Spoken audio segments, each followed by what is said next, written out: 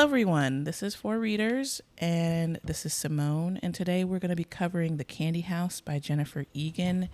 And this book is basically about a technology that allows you to access memories, and in exchange to access others, you give up your own into the collective consciousness. And I don't know how to explain this book, really. There's a bunch of different characters that all interact with this technology or don't interact with this technology. Some key points on the back of the book are just, there's different narrative styles. And it's also about just how this technology has evolved over time and how the society has evolved over time with the technology. On Goodreads, it's got a 3.64, which I think that's a bit high. I was going to say I thought that was a bit low. Really? Yeah. Yeah, me too. I thought that was fair.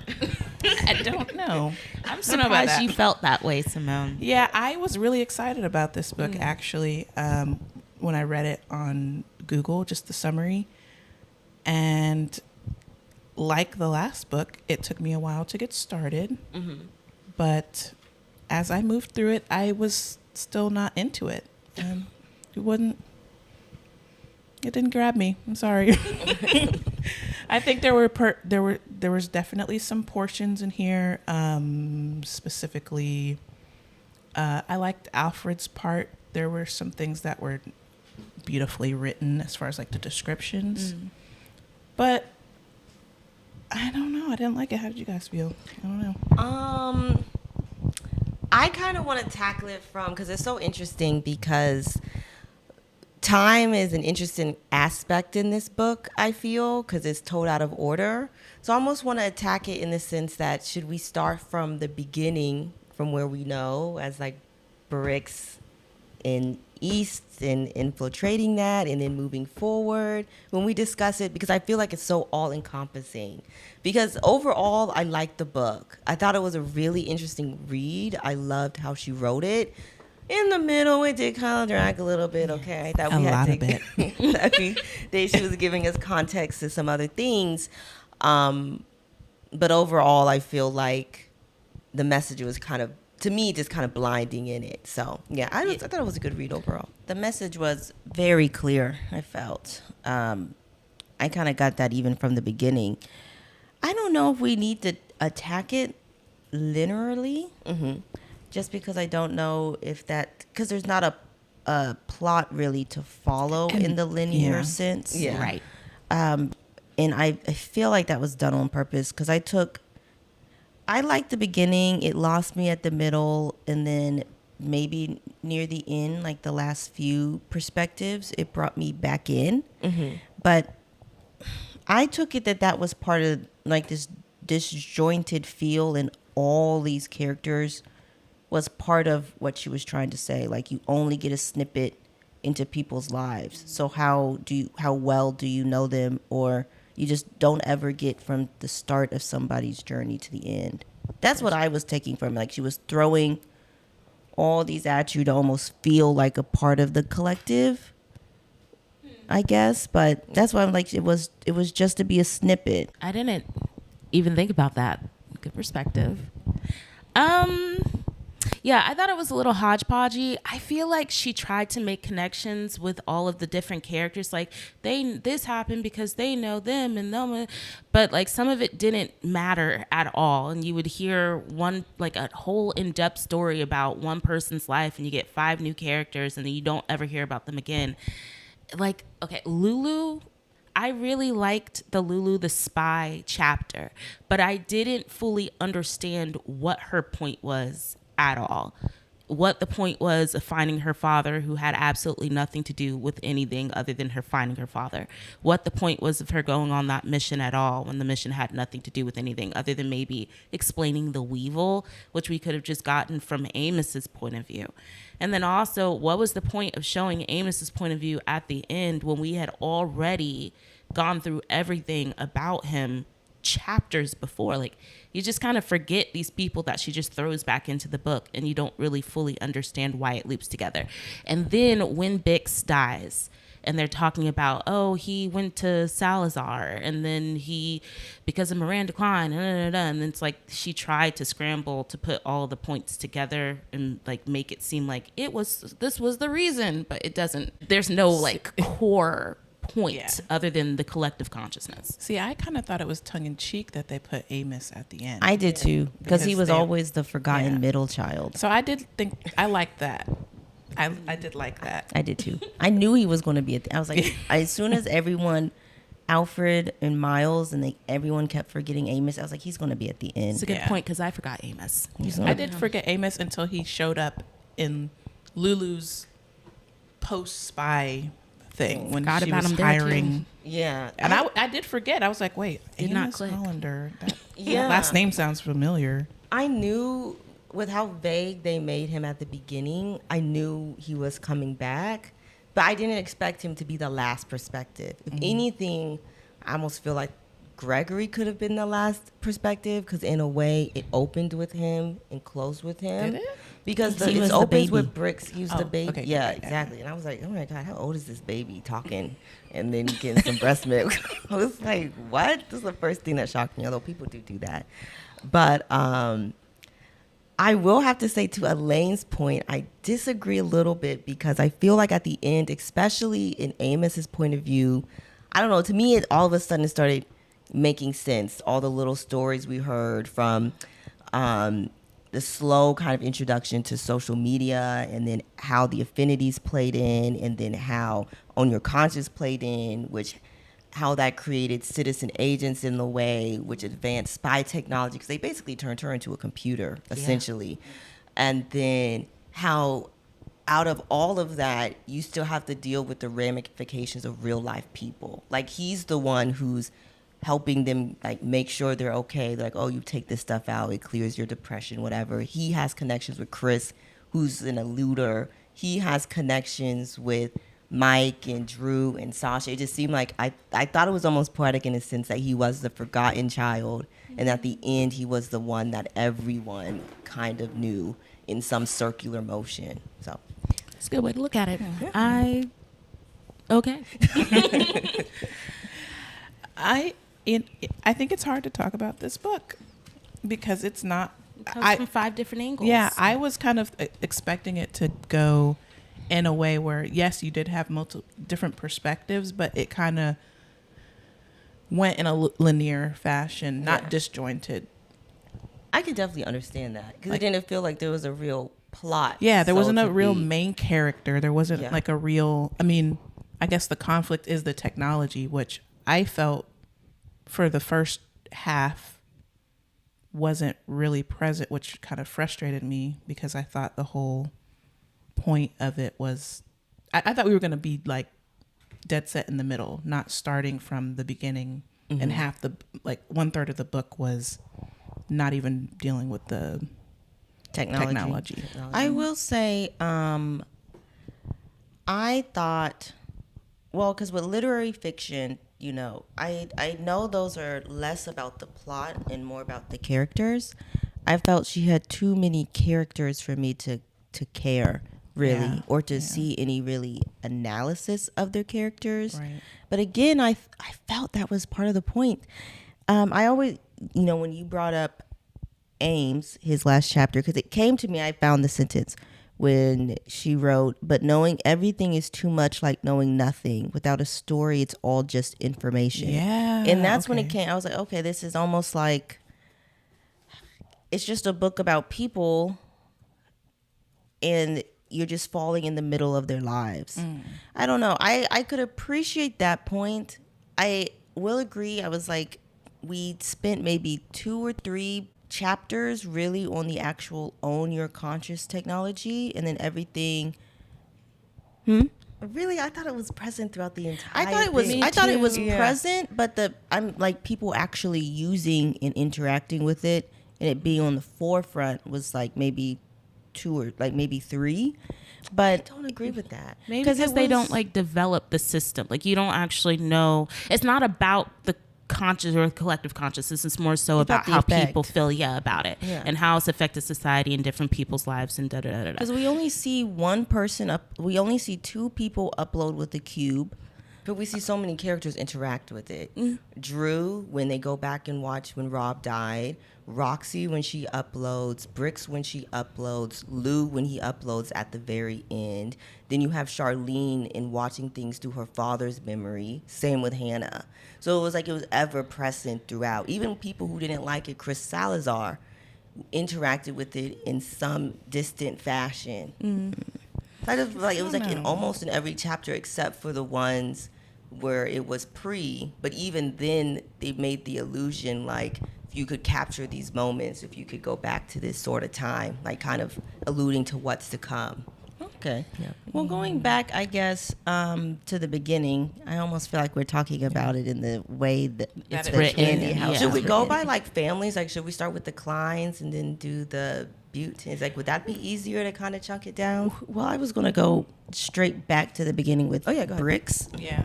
Let's just do it by Bix. character. Y'all are and putting an R in there. sorry. Oh. Bix. Bix. I have been doing that. Bix Bouton. So this is just a random thing because I saw this and I said it to Brittany, and I was like, I'm just going to mention it. My pseudonym on this. I'm sorry. I said it to Taylor. I'm going to remember this. I've been very absent with names but I thought it was interesting that in Bix's opening chapter, it was Black people with a capital B. I don't know. That stood out to me. I You did know not what? notice the writing in that. I didn't either, but I kind of find it interesting, and I'm just going to put it on the table. We don't have to dive into it.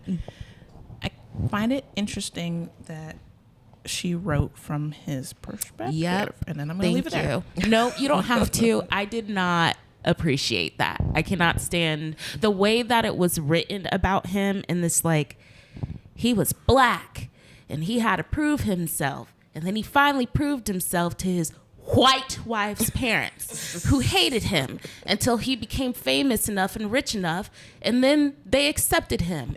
And Only then- barely. Only barely. And then his mother-in-law calls him in the middle of the night for whatever the fuck reason nobody knows, but Bix loves it because now he feels accepted because he's Black and he's always had to. And the affinity charm thing really got under my skin. This like obsession that he has with proximity to whiteness and the way that she wrote it from a non-Black perspective was not my favorite. Really? Yeah, On I the didn't like opposite that. ends today. You know what's so funny? When I first read it, and I feel like this is my own bias because I can't take credit to that. I don't expect white people to write from a Black perspective in the same way you see a lot of Black people who will write from different perspectives in that same sense. I was not expecting him to be Black. So when she was like the Black and the dreads, I'm thinking, oh, white man with dreads or something. And then I was like, oh my God, Bix is Black? And Black was capitalized. I just couldn't get over that. I was like, white people wasn't capitalized.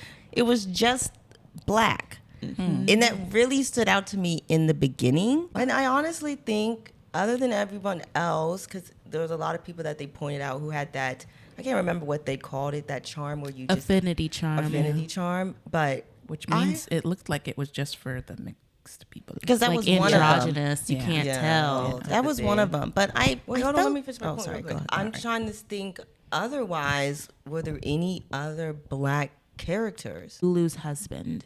Yeah, but which we didn't never get any backstory on anyway. So but I'm he's just African.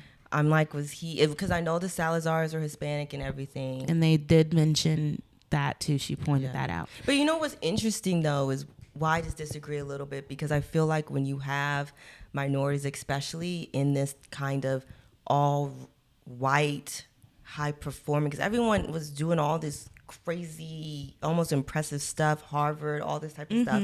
That conformity, I feel like, is there.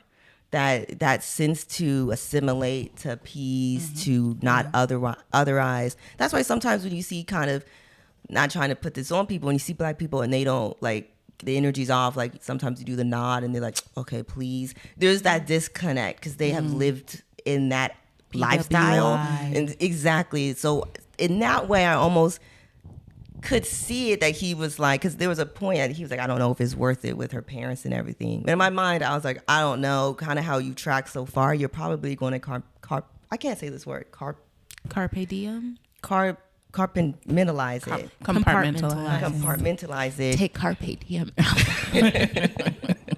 And justify it in some sense. And he literally did that a couple paragraphs later. So to me, it made sense in how I viewed Bix as a black man in this story. I'm just curious.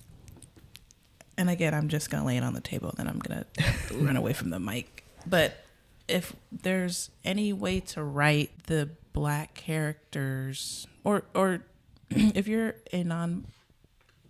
if you're not black, to write black characters without feeling like they have to be victimized. Like, can we just take that part out of it? Where was he victimized?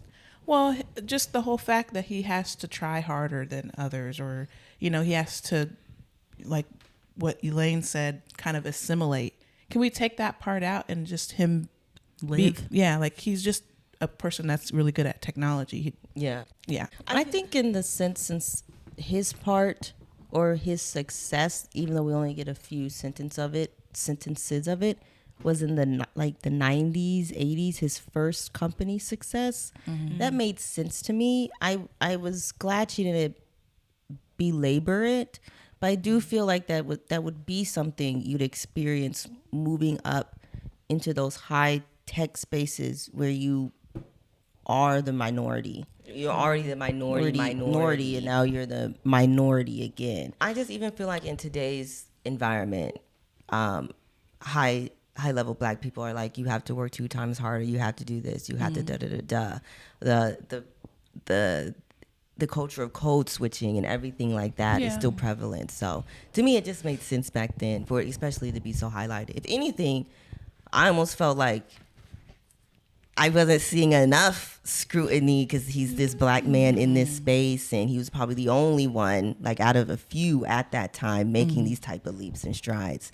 But I was like, we're not going to go deep into that, I guess, because it's just a snapshot of him of that night. But to that point, I will say it probably weighs on me a little bit because of the person who wrote the book. If it came from the perspective of somebody who was at least a person of color, I think that I could have, like a better view of it. But I think the problem is the particular demographic of person. Well, who it's almost wrote like the book. like vomiting up the same like viewpoints. Mm-hmm. I think it's maybe more valid, not more valid, but just like it makes more sense when it comes from somebody who's maybe experienced it and can like kind of give that voice to it. Yeah. I wonder if it's just reiterating things that's been heard. Yeah, like she just read the Cliff Notes. Right. Like can we, so that's what I'm saying is like, can we get something different? It's the same perspective of this black person is successful, but they had to go through PWI. They had to go through this and to so be this way. This is what's always on their mind. And again, it might be valid because she heard it from places that were like true perspectives of this thing, but coming from her and coming from other people of her particular demographic background, it just always feels like, well, let's slap in the fact that they obviously had a hard time being around us. Right. Yeah. And it's just like, can he just go to a good school, have a good head on his shoulders, have a good idea without the idea having to come from feeling like he had to prove himself to these people? But is that reality though? And yeah, I feel like that speaks to with the theme of authenticity. I feel like I get what you're saying. I just really feel do, like, especially from a white writer. I just feel like if we're in this halfway alternate America at this split, that was the experience. I feel like she didn't belabor it. It was just a few points and then moved on to him stealing Miranda Klein's stuff, which I gasped out loud. He didn't steal Miranda Klein's in this one. So he credited. Yeah, it was. He took the girl's cat idea. Yeah, I'm just saying, I could see why it was in there.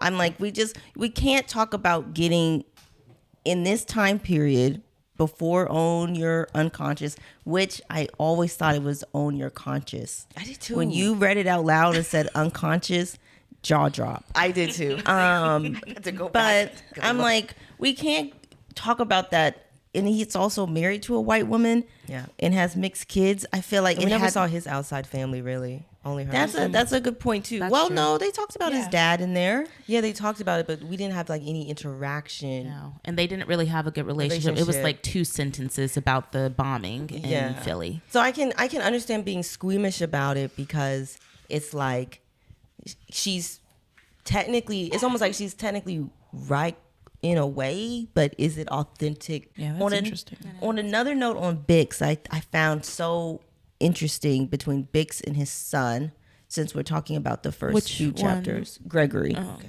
That Are we talking about old Gregory, like young Gregory? I'm about to and make the Bix? connection Okay, between Bix and Gregory's chapter. I just found this interesting since we're on Bix's opening, that he had like a slight diversion. I can't pronounce today, but like almost like a disgust or looking down on books in the written word. He had said something like when he was in the library about, Bix. Yeah. He had said something about the form of how they were reading. Like it's archaic. When did he say that? Because he carried around the old copy of Ulysses all That the was time. but that was his only thing. I found cover, it wasn't it? interesting. I just found it interesting in his opening. I'll find it. He had said something about the form of books, of being on paper when everything is moving online. I'm part of the future, and then his son is really into books and fiction, and he made a point to say, I like books. I just found that was an interesting connection. You guys can kind of dissect that. I should have found the line before I don't remember in the beginning, but I do remember the connection with the books at the end where he was trying to like connect with Gregory, because I think even he could feel that there was this distance that he didn't want with Gregory, but he didn't know how to connect with the son when he had 3 other kids who were so on par with what it was that he was doing. And Richard's really ready to take care of everything at the business, and the other 2 who, really get into at all. I didn't even know that there were 4 until the very end. Yeah. Same. I thought it was just one. Nadine and Rosa, they seem like they're just giddy to be a part of the whole thing. But Gregory wasn't even at the funeral to health reasons, but it's like he was so disconnected. And then Bix at the end trying to, make this feel like, I like books too. I read Ulysses, which is like, good for you, Dad. And the mom being like, he loved you. And then at the end, when they find out that Bix actually was working to basically reverse everything that he did, working with the eluders to kind of own your unconscious. Yeah, or help people evade it, I think. I got that point. It might be too pervasive. So are they trying to help them to help people elude based off of other people's perception of them? Yeah, I think in Is the that what sense, we're since saying? everyone is uploading like any memory, it's almost like, okay, what if I don't want to be online, but you have uploaded this experience and now I am on your own conscious through you. So I took the eluders to help kind of create a fake digital footprint of who you currently are. Then you remove yourself out the life, and then now my name is Tracy, and now I'm around people who don't upload. So now I'm officially off the digital grid. That's how I took it. That's the only way I could try to put things together on that one. But real quick at Bix's beginning, when they talk about the patterns of infinity, and I was like, okay, at least he credited her or whatever. I had issues with that. But when the girl said just in passing, we're thinking about trying to get, Kat's memories and stuff, I literally gasped. Brooke was right here. I was like, is he want to take her idea? Not only Miranda Klein, but now this random college student or professor, whoever it was. And that was how Own Your Unconscious was made.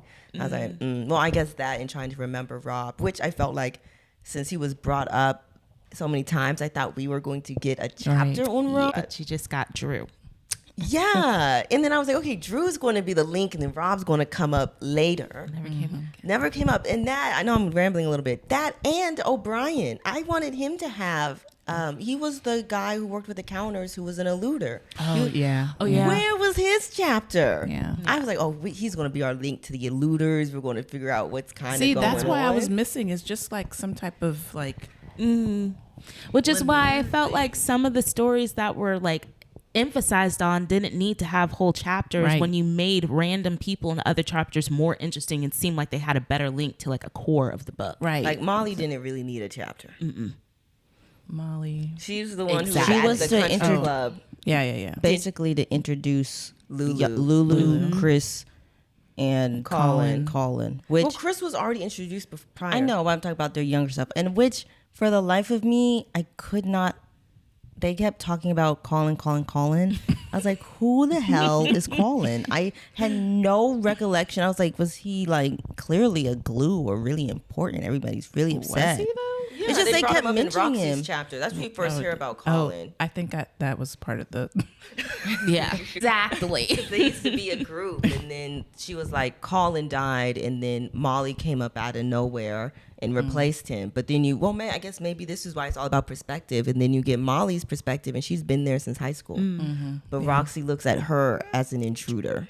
That's a good point. Yeah. Because I'm like, Roxy. And ironically, I started to lose interest the further away we got from the Hollander family. Yeah. And I only feel that way because since we started with them so quickly after Bix and we kept with them, that I thought we'd stay with them longer. Let's talk about them since we're Yeah, on let's up. move into So Alfred. Alfred. And I will say they had the best like stories. Yeah. Characterizations too. Yeah. Alfred, Mike. Yeah. Miles. I love the way that she wrote in everybody's a different voice for everyone, Yeah. and Yeah. a different cadence for everyone. I thought that was very clever of her.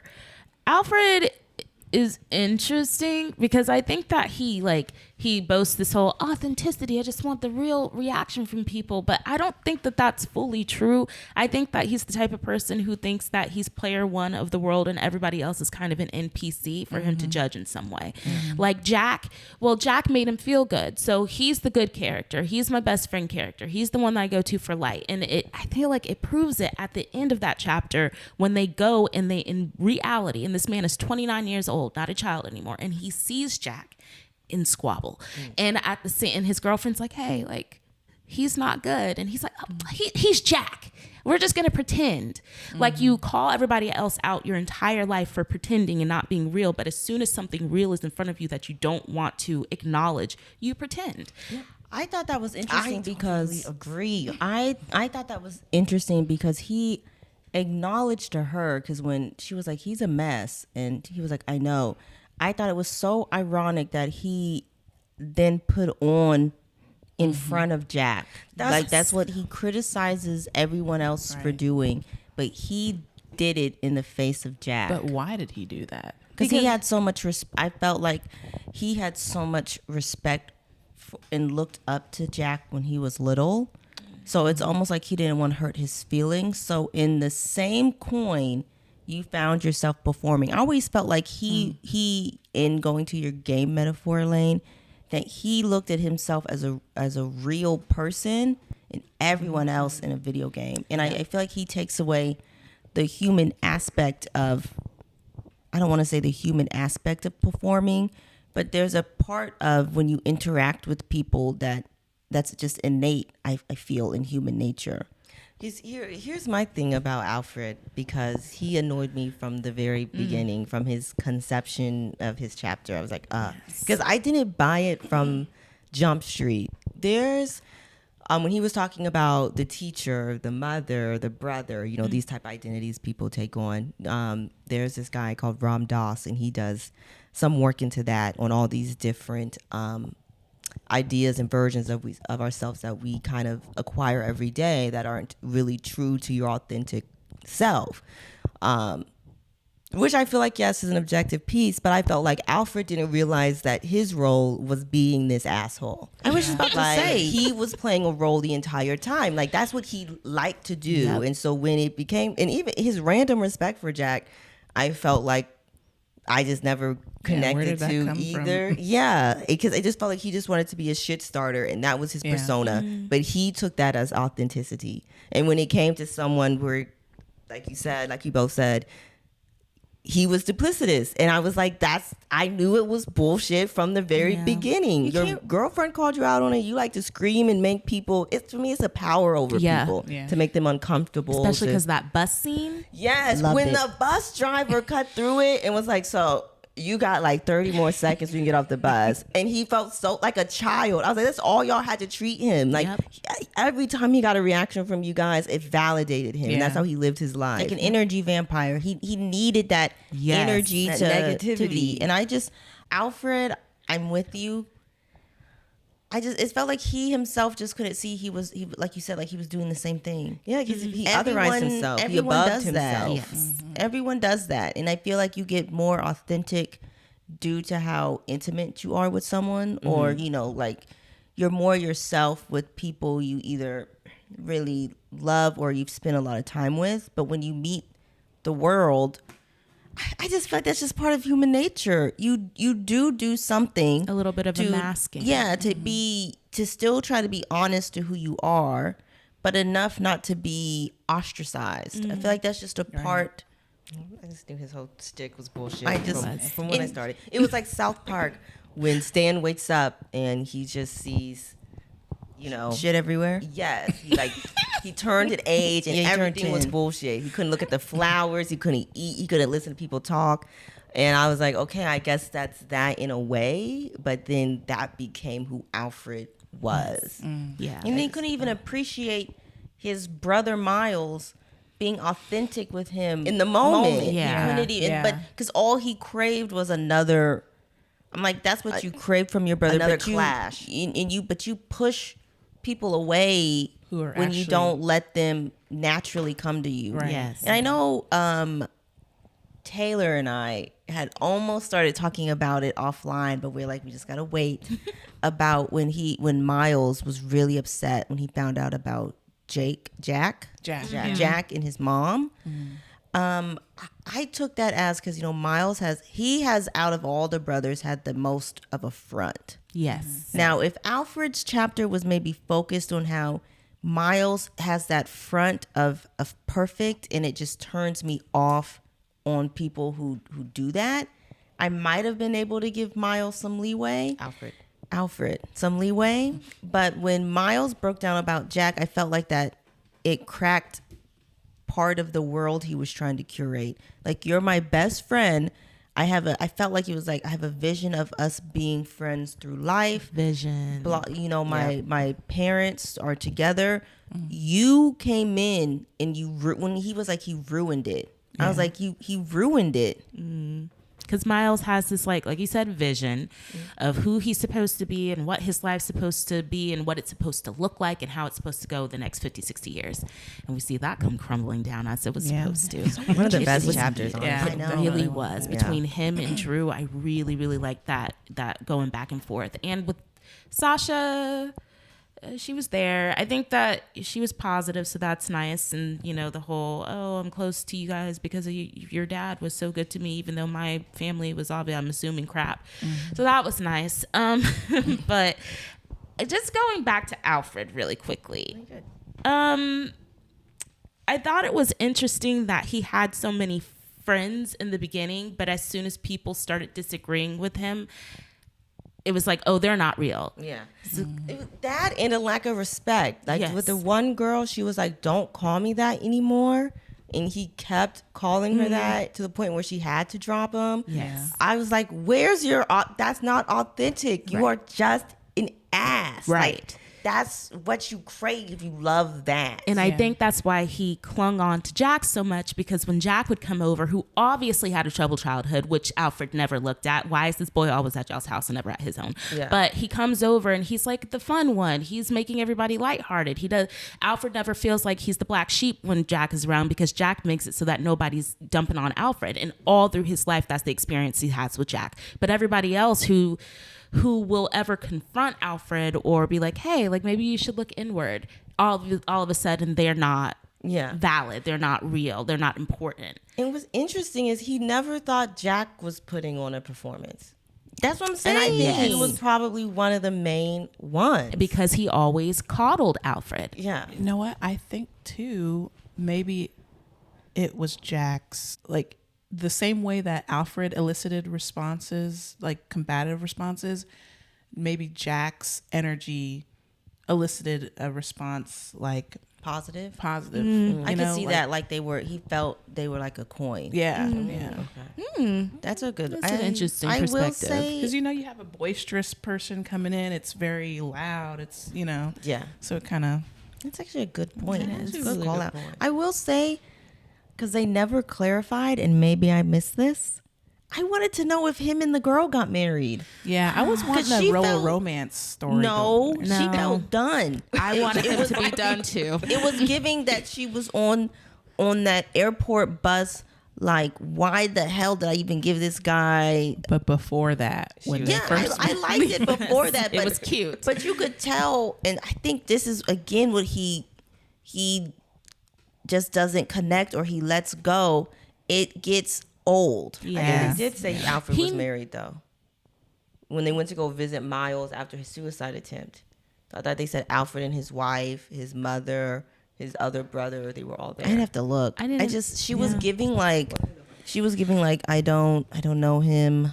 Please. On the bus, Right. and Alfred noticed it. He said he could tell that she was getting annoyed with it, but he kept on anyway. And then after he went and antagonized his family on purpose because he didn't get the response he wanted from that bus, he scrambled to find the name of Jack to try to prove to her, oh, I wasn't just doing this just to do it. Like, I have a point to the things that I do, and you don't, Alfred. You don't have a point to the things that you do. You're just a child who never got out of this phase that everybody needs to just bow down and conform to him. He's an energy vampire. He doesn't elicit positive, authentic experiences. He only wants the ones that come from like Taylor said, Negativity. disruption and negativity. He only wants the fear that people feel when people are screaming. But Right. again, he was influenced by, what was that, on something on TV or He something? was watching TV and she thought he heard a scream. She thought the woman was walking her dog. I thought her dog had run into the street. Yeah, That's and what he was started the like, screaming that stuff. I know, because he was like, Because it made that was him move. Yeah. It made him And jolt. he latched onto that, but he never did anything that got a positive reaction, because you have to do more to get that out of people. It's easy to scare be people disruptive. and make people uncomfortable on a bus, or when he'd say he'd get kicked out of restaurants. That's easy to do. Yeah. I could not stand Alfred. But maybe that's the commentary. True. I was wrong about the wife real quick. Yeah. So we never know. I Good. wanted to know if she stuck around. think Kristen, Alfred was a good for you, troll. girl. He was. Yeah. I think he was supposed to embody a troll, like was. that you see online in the physical sense. These That's are how crazy. trolls are. He would hate. He would hate on your unconscious. Because when you don't pay attention to a troll and you give them a dry response, that's exactly how they act. All True. the air is out of them. Yeah. But so let's move. Oh, sorry. this is just a really quick, because it came to me. When they went in the first Own Your Unconscious, when the girl went into her dad's memory about that trip before she went out, I was shocked to hear that your thoughts were also recorded. So invasive. I thought it was just going to be like just Like a visual. just the visual, like you're watching a movie. When she went in there and his thoughts were so like, she's this, I should have brought her here. I was like, Roxy, Yeah. when Lou took her to London. yeah. And she was watching it back because she had which is another point on perspective. She had such a fond memory of that. She couldn't even get through the beginning of her father's because he regretted bringing her so much. I just thought, when I was like, this comes with sound? I thought we were just watching like through the like visuals in the ear. When to hear someone, to go into your consciousness and hear someone's thought, that would have been the no for me. I'm not participating. What was interesting though, real quick, because I think we have a question on Alfred that we wanted to talk to. In the Miles and Drew's chapter, when they're sitting with Bricks reviewing the memory, Bricks says he muted his things.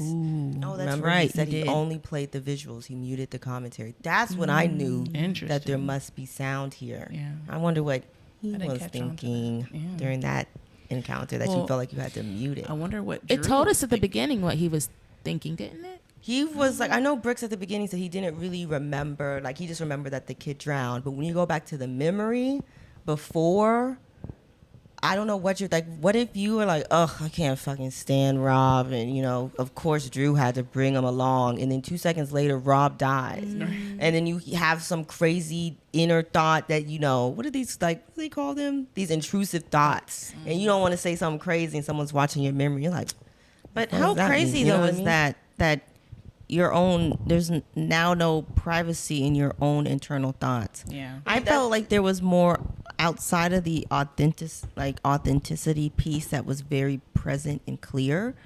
I was more, I thought I was surprised there wasn't as much of an angle on privacy.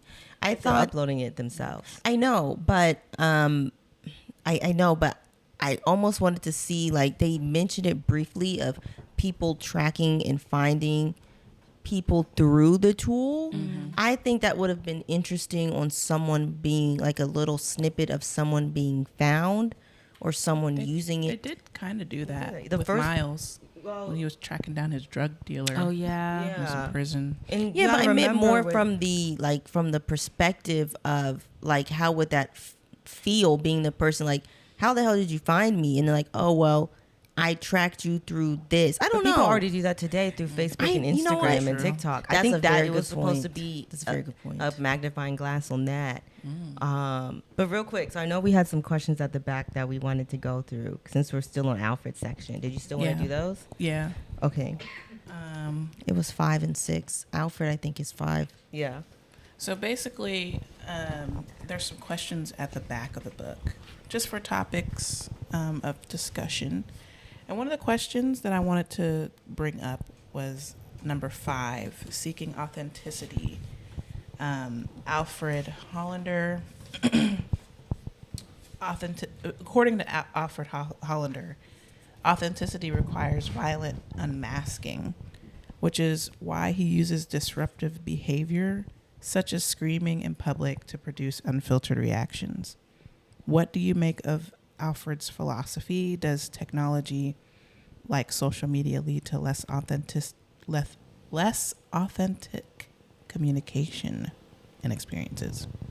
I think we touched a lot on what we felt about Alfred and his Yes. methods. His philosophy. Yeah, Yeah. I will say that the I did want So- to talk about the second one. Yeah. Go ahead. the social media as part of it is very true, because you're curating online. You're trying to curate your image and curate your audience. Everything is sanitized online. Yeah. So I felt that was like an interesting point, even near the end of the book.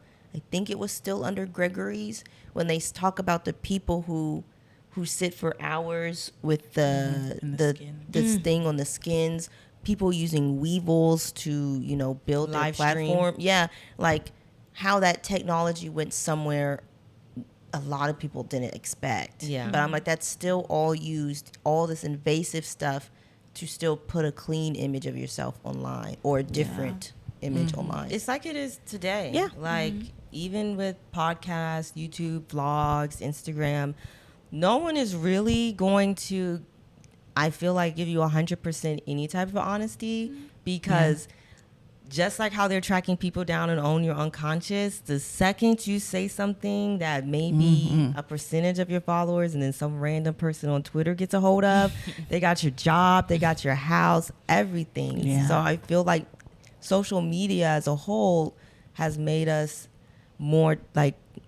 disingenuous in the sense that it's really afraid to share your opinion. I mean, even look at TV. You can look at old, like, Top Model, old reality shows.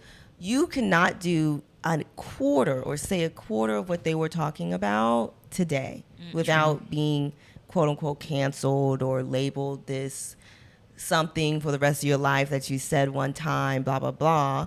Like even back then, I felt like conversations just on race were more open than they are today. They just weren't as divisive, I feel. Well, no, I felt like when you watch some of these, especially on Real World, and you see some of these situations play out back in the 90s on TV, and you're just as like, ugh, like you see it, and they actually have frank conversations. But today, like, none of that would be said because you're on camera. Right. And it'd be a lot of, oh, she said this off cam versus on cam commentary versus you had the openness to share it on TV because no one was coming to your house and ruining your job and doing everything. And it was the beginning of that. Like you felt you could say that, but now I feel like even when you go, like you said, even going on any type of TV now, everyone is very careful of what they say. I feel like you were less, because you know the 90s and everything were the wild, wild west of the internet and TV. Yeah. You could get away with it because like you said there was less of a microscope. Well, I don't even think get away with it is the right word. I'm not trying to get a little political here, but I think back then speech was actually free and today it comes at a cost. So you could say something completely, like even on our conversation about race and how it was written from a white woman wrote this, whatever, there's always a chance some fringe person who has 1 million followers is going to hear that and be like, this is the reverse racism I'm talking about, and blah blah blah, and snowball and pressure. Exactly. Now it comes at a cost. Back then, I'm not defending anyone who has crazy ideas or whatever, but back then there's so much policing. Well, what's interesting too is why can't we, I mean, there's a limit, I think. There's being appropriate about it, but why can't we bring up something and have a discussion on it? No, I'm not saying you can't do that. Not saying you can't, but I'm just saying, like, in terms of current culture, why is it so applauded to not discuss something? I think it's just social currency has. Speech isn't free anymore. I know what I'm saying. Like social currency has really like exploded online, and then you just don't know like how much, like you said, like a random person could take this and they have more followers than you, and they deplete you. I feel like everyone worries so much more about your online presence. Just because there's now more of an online presence that links directly to you in your real life. Yeah, like everything else used to be like word of mouth, but now there's such a digital footprint that, and that's why I think it is. It's just that link. But I guess that is kind of answers the question of how it disconnects our communication. Yeah, because the less that you are able to have discussions about things, the less you don't even want to talk. Right. That's what I'm saying. Because you can go online and say whatever you want to. Yeah. You can go online and say something that might be like socially, politically sensitive, and you can do it in a respectful way. Right. I think the problem is that when everyone's allowed to jump online and then make a comment about something that they heard, somebody's able to misconstrue what it is that you said. Somebody's able to take from what you said an angle that might not look so pleasant and then emphasize it and then make everyone who's listening to this person who's complaining about it seem like, or you're trying to make these people think that the person who originally said something meant it in this way instead of actually listening to the person and what they have to say and listening to them and engaging with them. Actual dialogue. You're just attacking something that you heard somebody say online, and now you're making everybody else afraid of speaking up on these topics. That's what I'm saying. That's why I feel like conversations back then were much more open in a sense. And I agree with everything you just said up and down, because people aren't even engaging in the conversation as a whole. Right. They're clipping it now. And so, like, there's a great episode on Black Mirror where this guy, he makes carvings out of deer antlers. And some random person doesn't know that deers shed their antlers. So they're thinking he's killing these deers. they basically in Black Mirror, it's an exaggeration, of course. They find his house. They're out circle. there. It's not Black Mirror, the movie Circle. The movie Circle. Thank you. They circle his house. They're doing all this stuff, Calling him a deer killer, and he's running away. Because no one took the second to Google anything. Because in this world, expression to me isn't free anymore. There's always a cost, and that's a cost. And I think at the end, in his attempt to run away in that movie, he dies. So to me, I feel like social media is the same conduit, right? Like, it gives us so much access. It gives everyone a microphone to say something, but it gives everyone else a microphone and a device to use it against you. Yes. Like, Creating bubbles. I think that's what Own Your Unconsciousness mirrors, like how it was intended for one thing and it has morphed. Right. That even at you find out in Big's will that he had been doing all this stuff almost to like atone for where it and you know today. who the cause of that was? Hannah. She was the first to upload Lose Self-Conscious into Own Your Own Conscious unfiltered and anonymously. She was the first to do that. And I feel like that transformed the platform. And you know what's was so interesting about Starts with Hannah? one person. With Hannah is that she did that. This is when she did that, and then she took it as almost like a new life, right? Or am I thinking No, of that's something? Roxy. Okay. Roxy, yeah. When Roxy, I thought that was an interesting use of the technology because it was very much implied that she would never do it again. I mean, she still ended up ODing because we know how her story ends. But I just thought, She doesn't die. doesn't Roxy OD? She does. She ODs, but she doesn't die. No, she died. They said she died at a certain age. She did die. She'd OD'd multiple times, and then they said the OD okay. that finally killed her. You know, she was always an addict. but it was at the beginning of her chapter, Yeah. so they didn't Gotcha. revisit that she died at the end. I just thought it was interesting. And this is also one of the great things about the book is perspective. Since we have so many little pieces of some of the characters from other people, for her to be like, she uploaded this and it felt really final. Like I'm changing, not like I'm changing my life for the better, Yeah. but this is a new me. And we still know how your story ends. But it's a new her in the sense that if she never uploaded anything again Yeah. after that, she has no footprint in. I know. Own I Your just Own thought that was Conscious. interesting. Her I story thought stops there. That was Yeah. such an interest. It's almost like when people erase all their social media, and then that's the only, or they stop posting. Like when channels just stop posting, that's the only footprint you have of them. Yeah. You don't have anything they do unless people spot them in the wild. Yeah. I just thought that was interesting. Also, oh, sorry. Go ahead. I didn't want to cut anyone off. Okay, because I was thinking then we could go to the Kleins because I felt Yeah, like they were okay. very Is it Miles? interesting. Wait, Miles. we- Oh I my guess God. you I want gosh. to talk about his Miles. suicide. Attempt. Attempt, Yeah, Yes. I knew it was about to happen. As soon as he was over the basket. Well, can we start from the beginning of his story? Because Yes. his was actually the one that I was really He had the best enjoying. chapter. Yes. Oh my gosh. So he's a lawyer. He's successful. Then it turns out that he starts getting on opioids. He's burnt out. Burnt out. He Which needed is to talk actually- to somebody. That was Yeah. part of the authenticity. Which is actually Yeah. way more common than you think. There's a lot Yeah. of doctors out here on the same medicine that they're not prescribing you. Yeah. Facts. I just when he I didn't mean to cut you off. Go ahead. Simone. No worries.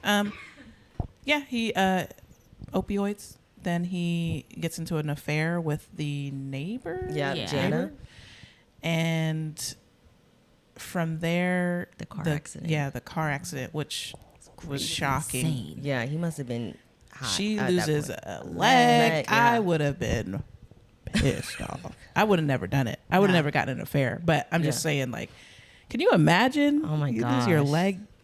Again, you just think he's picking you up to go Right. somewhere, and he's tripping out. He's But on if he some- didn't put all that self-imposed pressure, his perfected image is Yeah. what ruined him. Yes. Honestly, 'Cause then he wouldn't and have his taken the marriage. drugs. Right. Yeah, Right. they would have been more. He would have been more open with his wife. Yeah. With his kids, he wouldn't be driving. What was it? 90 Miles per hour. down, screaming down the highway and hit they hit a tree or something. They Yeah. flipped. Yeah. They did something. Lost the He was, leg. they had went some into the metal Brit. plate. They went into the water. Yeah. Yeah. Oh. They sued him. Yes. That guy's that girl's husband. I Who know. took her back? Which is So crazy. interesting. Well, but just this is just a quick comment because it just came to me. I'm going to say it and leave it. Sometimes men need actual retribution when women cheat, And I feel like he took her losing her leg was like, you got what you know, that was your punishment. Sometimes know. they put so much emphasis on women cheating. Yeah, Like all they the either chin they up, either down, around want town. you alone forever. You know, there's some type of retribution, not all men, but some, that they need something to happen or some form of punishment they can quantify for your cheating in order to take you back. And I felt like her, I was just about to say that too. And the money. I was the money too. The money, but I felt I don't know, for some reason I was like, oh well, No, yeah, I get she you. lost her leg. She's gonna be like, She's you paid very the price. surprised. Yeah, because she didn't press charges. He did. When they got Back back with her. together, they sued. That's what I'm saying. So, It's like she cheated. She got in the car with her affair partner. She lost her leg.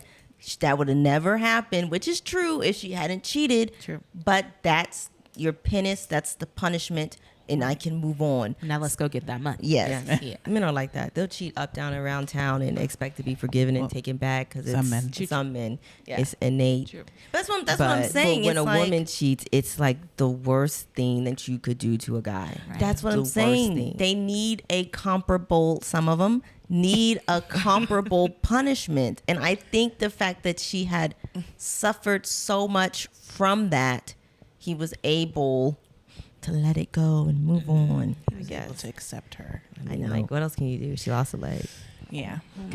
Still left. You know what's crazy is I think I said this out loud while I was reading it. I was like, oh my gosh, is he going to become a family annihilator? That's where I thought Miles' stories was. Because that's what high performing people. As soon as if he had lost his job, I was like, these are the indicators. They make all this money. They're the breadwinner. Then this starts stressing them out. Then this. Then everything shatters. It's like, I can't hold it up anymore. So we all gotta go. Yeah. So I watched too much Criminal Minds. I was like, oh my God. I thought so, please too. let this family be safe. That's all I could think. I'm happy the wife left. I'm happy too. she found the strength to be like, you know what? I'll just take the alimony. And was there because he lost his job and then he was sued. Well, I think she created her own career. I think Yeah, she they went back. highlighted she took, His spot, essentially. 2 years off raising the kids, and she went and worked at the same company he worked at. Made partner, I think, as a tax, or was like the head of the tax legal side. I Like, remember none of that. I thought she was like a. You got lost at all the I forgot what she did. They kept mentioning somebody sold houses, and I thought that was her. No, she used to be an attorney too, and then like Simone said, she gave that up to, of course, as some women do, especially in the the society. childrens. Yes, exactly. I don't recall. And then when all that happened, she got back into the field, and then she streamlined. Like, remember, he's like passing the building. He's like the same one that she works yeah. at now. Yeah. In the same position, essentially. I was so proud of her. I was like, good for her. Let them know that you took yourself out. Yes. Right? I actually like I didn't quit. when he went to the desert to his cousin, who rightfully was a thief, trying to make amends. I just thought that one little thing with the pin. I thought that was so funny. Almost like, I'm done. I was looking for that pin, and she sends it back to me years later because she's trying to atone for being a kleptomaniac. Okay, But, but I don't think you need to be done with her over that. Yeah, I wouldn't be done with her. No, but Yeah. it felt it was giving, like, because he had already said they had so many issues with her. Well, him getting that in the mail, I almost was like, I don't care if she's trying to atone. It almost brings you right back to the spot.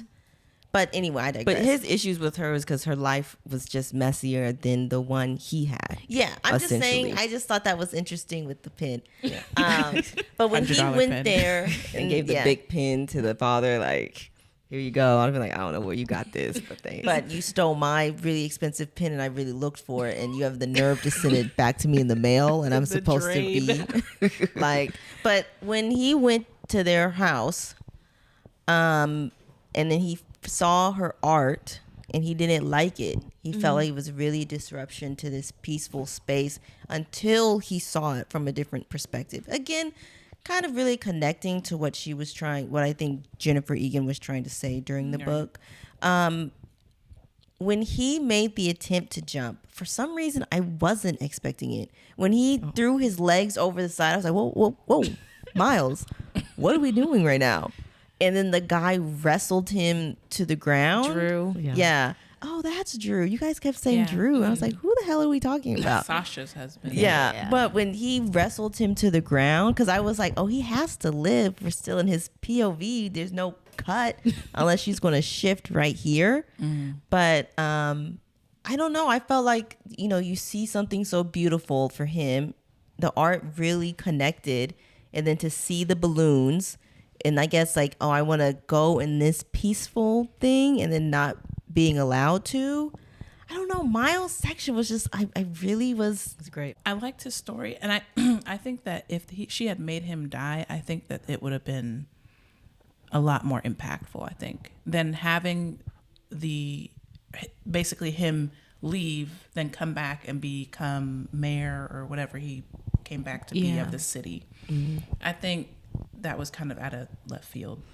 I think it was supposed to be like an arc.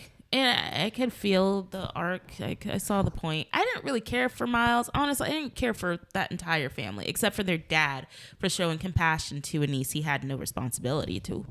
But I liked Miles. I liked it too. I felt that. When he crashed out, when he really did it, he did it big. I don't know. It matched his whole persona he had going on. I don't know. I don't mind that he lived. I like being to like, you have to live after imploding your life. I get and he it. found a way. He found a way back to a life that it wasn't what he used to have, but it was better for him. Yeah, I think it would have just been poetic in a sense. Mm-hmm. Like you had like this nice life, then everything crashes down. Mm-hmm. And then, you go to your cousin's house or whatever, and you're in this hot air balloon and you see this art that, ties in the perspective or whatever. And then that's kind of the cut.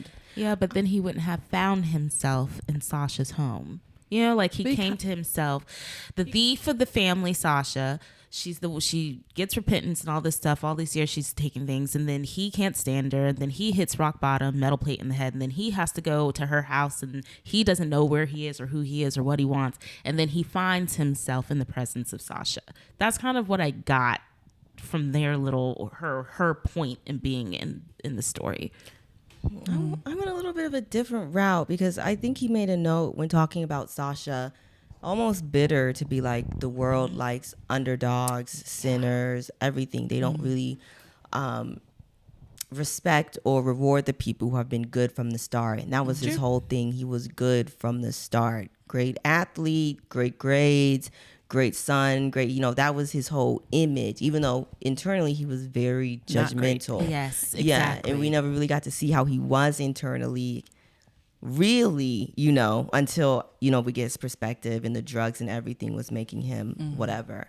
And so I felt like his after story and his return, he even says again, like, but, I think at the very end, he's like, but, the world loves a sinner. Yes. And I think that was his circle moment. But I think it's interesting that he doesn't consider the person he was before that either. Like in the sense of you were on drugs, you were leading a double life, you were having an affair, and you were burning out. But to him, as long as the image was okay, successful, and he was that good person from the beginning. And I felt like that always irked him, that Sasha could turn her life around and become this huge artist and kind of rise out of the ashes. It's almost like he didn't respect that. I think that's why he went to her, because he didn't respect her rise. So I thought it was poetic in the sense that in his purview, he only saw the way out was to go, because he had started well in rock bottom. There's no rise for him because he didn't categorize himself in the same way he did Sasha.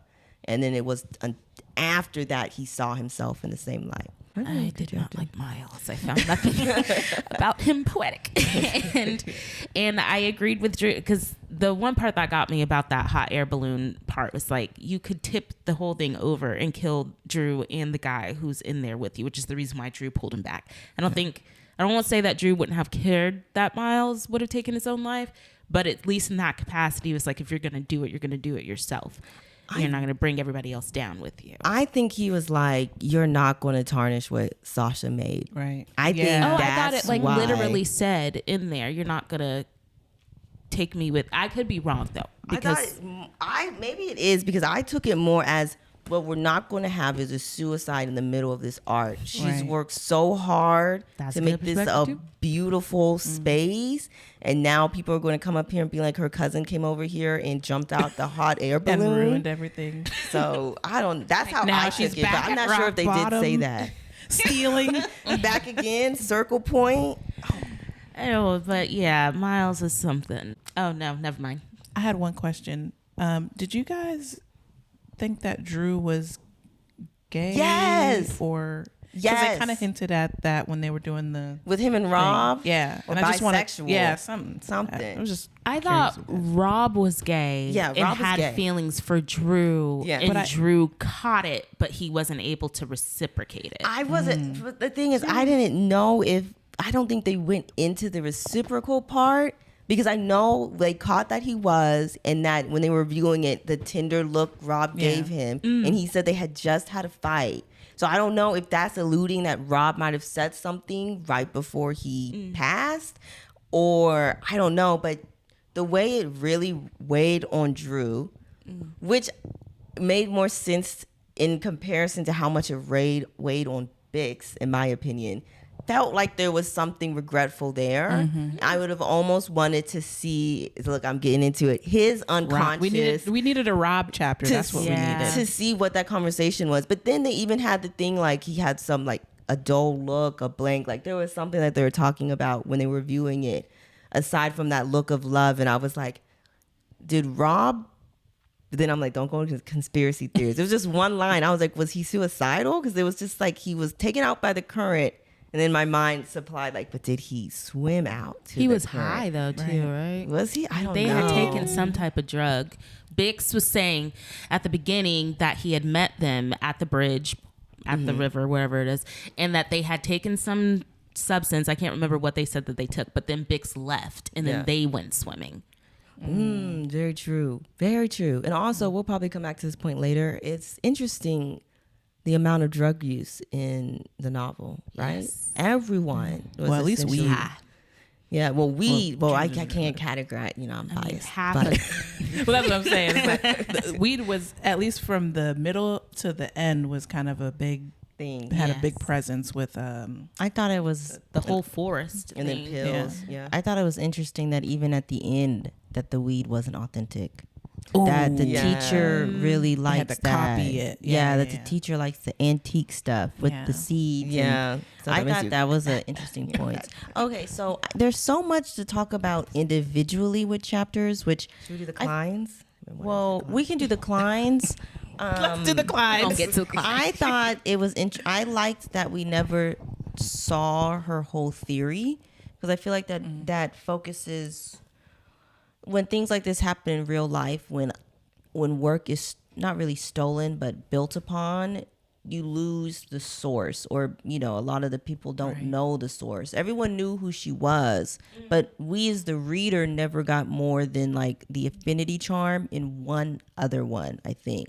But she had a whole list of what social media built upon. I thought it was down dirty that her daughters sold her stuff. Just the one.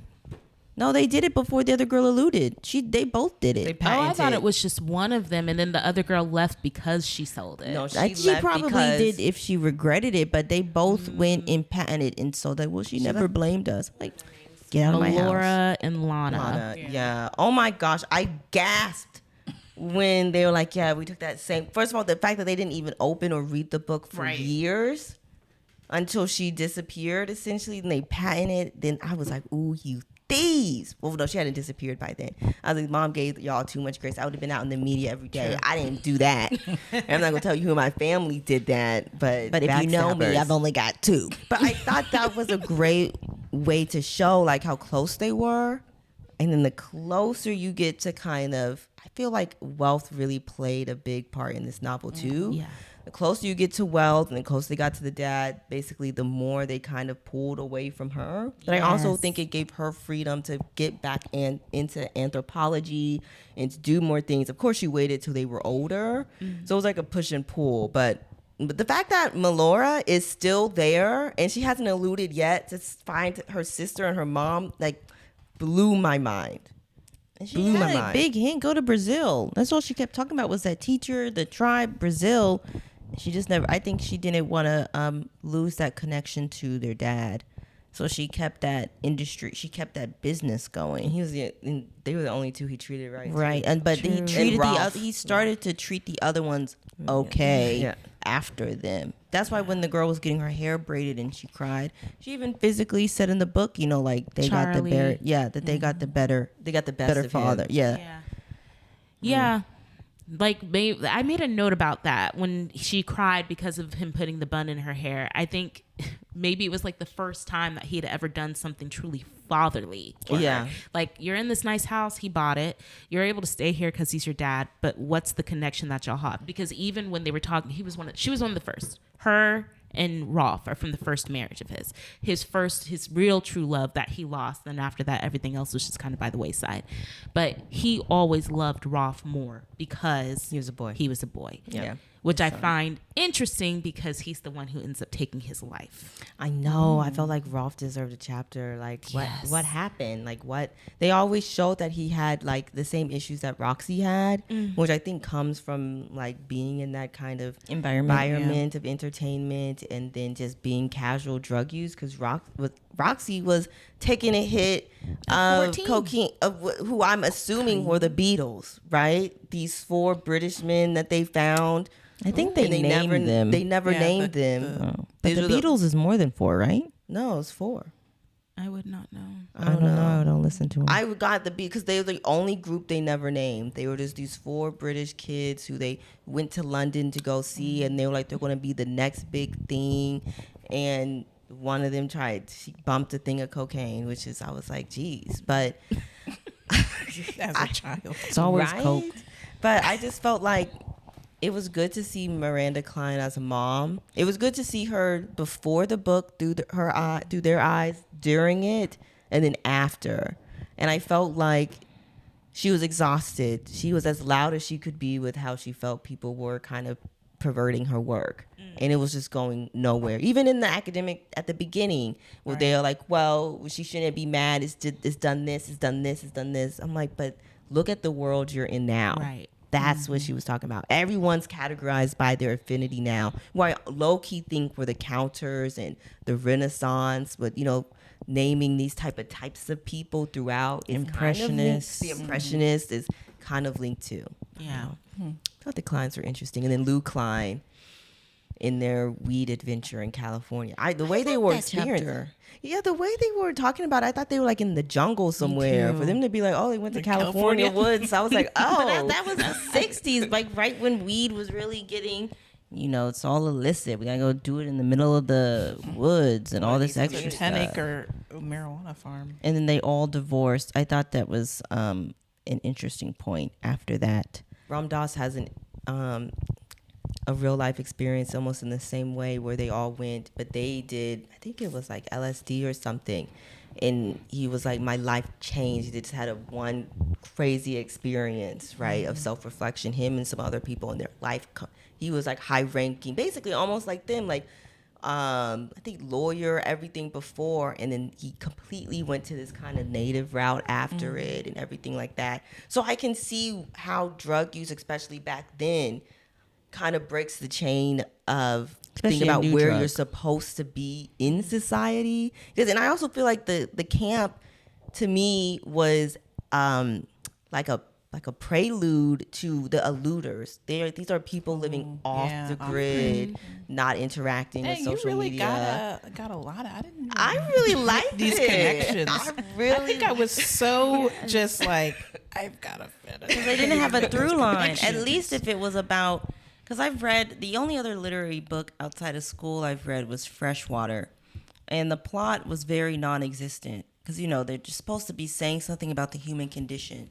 But they're usually a lot more character focused. Like we stick with maybe 1 or 2 or 3 characters and we really dive into what you're trying to say. Yeah, I get that the way I took it was showing almost like own your unconsciousness or social media. You just are getting snapshots. You just never know where people are starting or ending. I will say there were 2 other perspectives I actually thought were interesting. One had to do with the daughter. Their mom was Noreen, Molly's mom, but it was from the other daughter. Dolly. She really, annoyed. She really annoyed the shit out of me. I was actually surprised that her That and was Jules Hannah, I think. We're okay in the end. because like it's like as soon, but I felt they were the same in the sense that they were like Paranoid.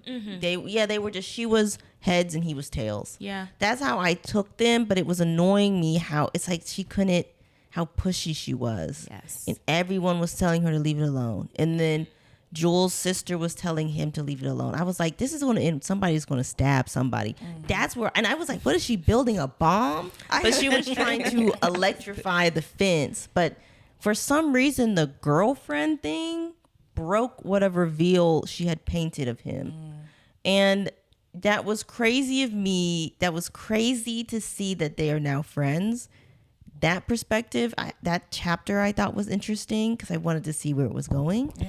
And the email one I was actually interested in because really like cause, that back and forth. because I was like, who the hell is General B? I was like, things of burning oil on 700 people. What are we talking about right now? Oh my God. I just imagine the horror of that. It's like Final Destination. Yeah, but that's what I'm like just a quick peek into people's lives. So we have no context of what event they're talking about. Right. And but that's just But the that's point just was just to people. get her to her dad. Yeah. It was very elaborate, and I was actually waiting for that house of cards to fall. I didn't put that Beca- together to the Me end that was her either. dad. I was like, what is it? Was he a citizen agent too? What is she trying to get I to? thought her dad was going to be Low, Yeah. whatever his name is, because she said he was this famous person. I was like, oh no, but it's going to. She always said the dad was an actor. Okay, I missed that. I just was like, the way the emails were unfolding, I was almost waiting for the deck of cards to fall. And her dad was really fickle. yeah. I need a new manager. Suggest me some new managers. Oh, I don't feel comfortable because he got me the job. Assistant number 3 needs to go. He said that like he had fired 3 different. The first guy had just, I got an opportunity. That one kind of had like some merit. Like you presented it, you didn't do any back end. Assistant 3 needs to go. You get a new assistant. My manager is really pushy. I need him to go. I don't want to do that. Assistant 3 needs to go. I was like, geez. I got a little chuckle. I was really into that email chain. Yeah, it was good.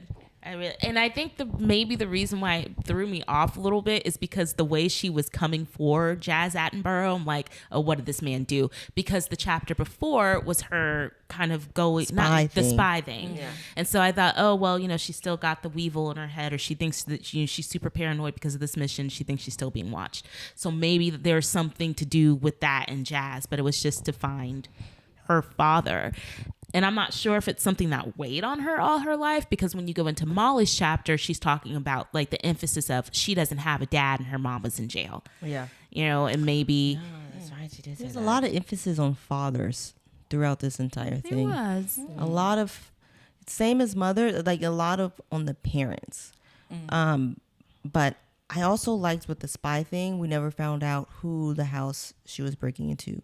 That's things that I feel like keep the mystery. Yeah. Like, one, I'm not doing this and not being paid. Okay, you got me in the middle of the ocean. I can't use my shoulder. I'm right-handed. I can't pick up my twins. And it was like, good job. Thank you. When I was like, she's not getting paid You did for it any for of your this? nation. Thank you, Miss USB, slept because with that's basically somebody what for you no- are. That's what I'm like. It felt like That brainwashing. part. It felt like brainwashing to me in a sense. But I almost, it was interesting to see that program had been outlawed since. And it was interesting because I almost understand the need of it, because if you could get eyes on the girls, mostly girls that they have going in and out, because in my mind he was just some drug lord. That's what I was thinking, like drug lord on the island, and now he going to the other island to do some gun exchange. I was just thinking something kind of like that. I was like, if you could get eyes on the people that they just bring in to be the arm candy, that is the fastest way, because they're not thinking that, like they said, you have no surveillance training, you're a regular everyday person. But to turn me into some computer, like to put a microphone in my ear, The a camera. record in my thing, a thing under my knees, I can press this into my piece, that but I thing can in only my do it once a toes? day. The USB in my toes. I was like, oh my God. Okay, iRobot, we And got it. I wanted to know what made Lulu, like before then, what did she say she wanted to be? It was something like a writer. She was a swimmer, wasn't she? Yeah, she was a swimmer, but they had the chapter where they all went out to the lake and they didn't go in, but she said something. It was something to me very everyday. How did we jump from that to she's a citizen H? But you know what I think? Her husband was part of that program. And I think he might have Brought her in. and then now was seeing the after effects and was like, okay, she's really, someone needs to Off the help her charts. out, like what's going on. So I just don't know how we got to that point. Yeah. I also liked that all of that converged on Lou's Island, his private beach, they're like he had that house. We can use that house because he has a private beach. Yeah. They come in by speedboat.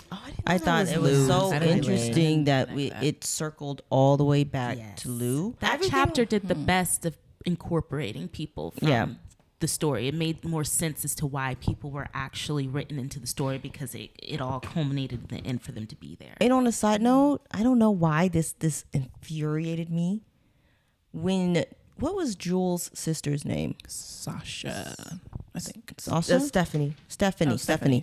When she emailed her ex Benny about the day she had, I was like, bitch, I thought she just blew the mainframe. I Me know. too. He said this was supposed to be secret. You're emailing in an unsecure line. Full You're detail. telling details. We were on the 5 train that got up so and so was Ace Hardware. We went up. I was like, good God. He said don't say anything. That's what you had to tell people. She didn't know what was going on, which I think gave her anonymity because she's like, I don't know what they did. It's some type of doctor. I don't know, probably selling organs or something. But she in the was back. like- but she she was did like, say I they could put- scanned her, and then She was like, I could put LEDs in a tube too.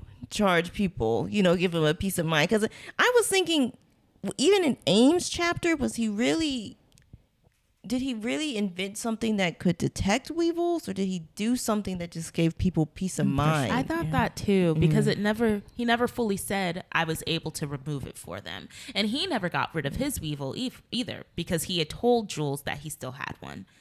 I thought he got his it was just removed. deactivated or something. I thought he said he got maybe surgery and he got it deactivated. removed. No, he said it was just deactivated. He was like, no one's going to check on a.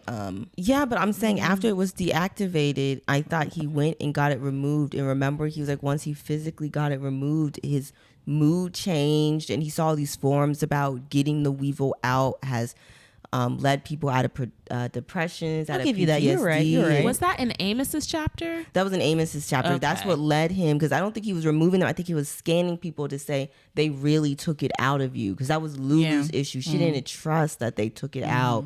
But it lets you know that Jules, although he'd been scanned multiple times, still can't trust that there's not a device in him. But how can you when know it. everything is basically all your social media interactions and the people around you are just recordings and people are just popping them in?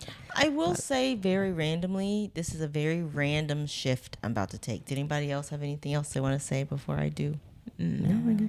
So when we were in Gregory's chapter, because Taylor and I were about to start arguing about it before you guys came, at the very end of Gregory, when he was talking about like he was in the snow and his new tool or his new technology fiction, I think they said that in Ames.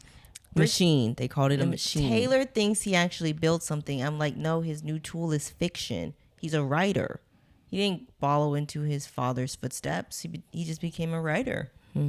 Well, it did say something about finish your book. Because it was like because when they were like filling the gaps in the ends of Ames chapter, when he was like, oh, the gaps that what own your consciousness can't be filled with, it's filled with Gregory's technology fiction.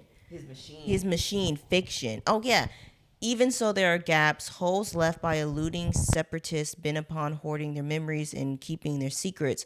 Only Gregory Button's machine, this one fiction, lets us roam with absolute freedom through the human collective. So Taylor was like, oh, we never got to see the machine he built. I was like, the machine is fiction that you can fill in the gaps with your own imagination or, He didn't build an actual machine. I didn't think he would have built a machine either. I thought it would have been a book too. Said machine. It's a machine. I get what you're saying This now. one fiction. I get what you're saying now. It almost circles back to we're getting back to written art, right? Yeah. Yeah. I love that it always came back to a book. But Did it? again, well, it came back to writing in the full cycle of it that technology is going to replace all this, and or the second to last voice is still about a writer in writing a book. But then again, that's the perspective of a writer. You don't ever think your craft is going to go away. It survived so long. I mean, isn't that the point with Miranda Klein? The whole thing happened because she wrote a book. Yeah. Ooh, That's where it came from. good one. And Good everyone insight, just Elaine. perverted that. I did want to talk about real quick. Oh wait, should we look at any of the questions in the back that we wanted to ask before, like six or seven? I think number 6 was just if you were going to use the Technology, not on my life. Nope. Never. Not if my thoughts are going to be It's included. the thoughts. The thought And the part. emotions too. I don't even really mind the I emotion. mind all of it. It'd be one thing if you're just watching through my eyes and listening through my ears. Yeah. But for me to be like, if I'm looking at you smiling, in my head you hear this fucking bitch, I can't stand her.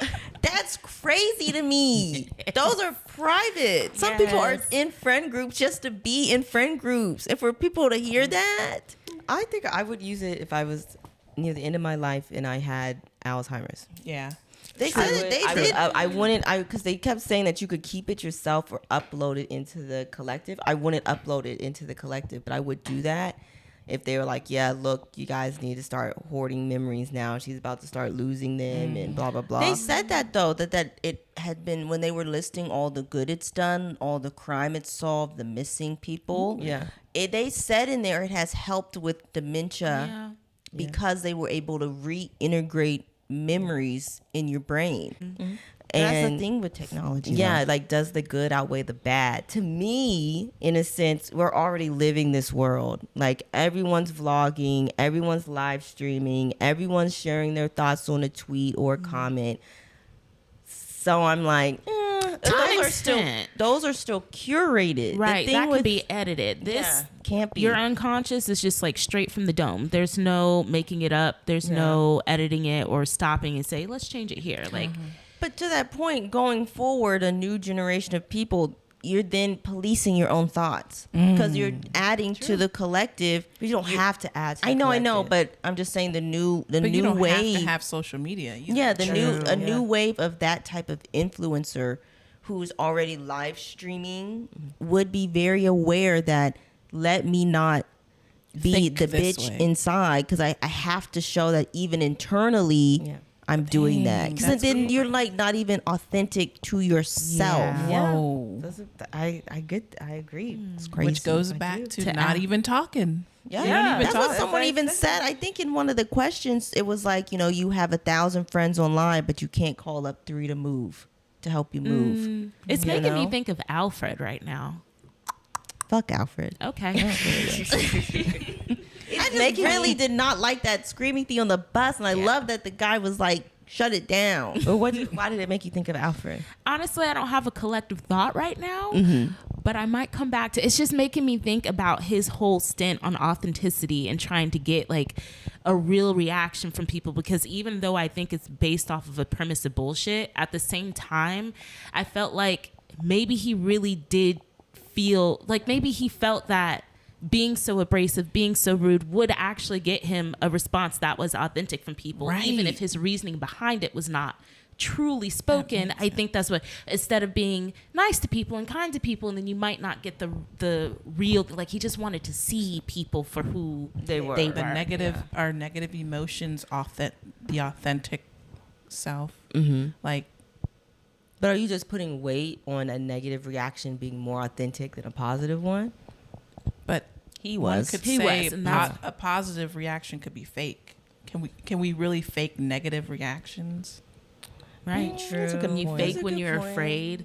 I will say, very randomly, it was so freaking funny to me that he took some geese thing so seriously about the ducks. Documentary was like, I thought just the way they described it and how hurt he was that it didn't do well. I thought that was funny. I will say, just kind of piggybacking off of what Elaine was saying, that part, that kind of conversation we had a bit ago about censoring your own thoughts and being on the own conscious, it actually brought me back to Melora when they were with Lou and the assistant brought up Napstar just to play music. He knew it then. And not even that too, but I'm expanding it to when Miranda was talking about, no one would want this type of invasion of privacy as Own Your Unconscious was developing. And she said in the line, they're doing it for a piece of music. And I thought that was Interesting. because back in the day, everything was connected to Facebook.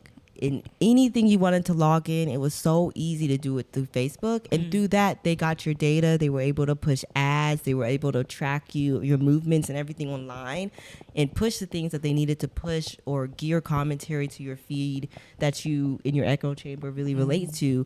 So that really struck me because you're right. You sign up for Spotify, you link it through your Facebook, and your Facebook is connected to thousands of other apps you probably don't even own anymore.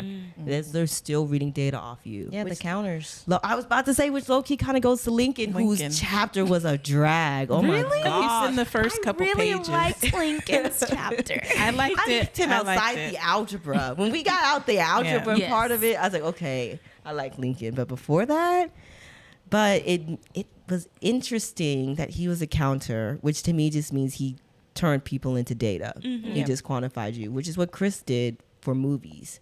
Which it was getting to the point where I was like, wow, everything's becoming formulaic. Like there's no natural expression anymore. But I think I feel like that leaves the wiggle room or part of it of being being human. Because even they kept alluding to that people fall into patterns, even in all the way in Ames' chapter. Yeah. When he was like, you pull back, there are in this part of America, there are probably 500 kids at bat right now with their parents. Yeah, no, that's what I'm saying. He's made everyone a number. Yeah. I think that's what the counters do. They just datafied you. So they could push the right ads, Which is push kinda the like right. AI. AI, Yeah, exactly.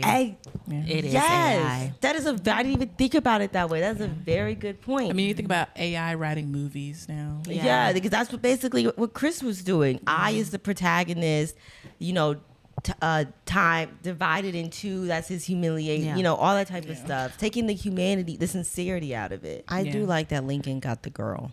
I like too. that Yeah. they found their way together. I like the romance. Like Me there was a little too. romance. There was. Yeah. Something about the girls is just a random note. You remember that episode of South Park when those two homeschool kids went to South Park and there was the brother and the sister? Yeah. And Stan liked the sister. The sister, for some reason in my head, is who I think Madeline is, like M in that chapter. For some reason, I think of her. Why can't I visualize these two homeschooled kids? Yes, the one where she kind of went wild. Remember, she kissed Stan. No, she kissed Kyle, and then she started kissing everybody, and then her brother beat up Kyle. That's when the kids accepted him. No. Because the homeschool parents were like, we need to bring him back, and they're like, you can't. You shelter us. We're gonna get, your daughters run wild and all this other stuff. I just was glad that they circled back. Yeah.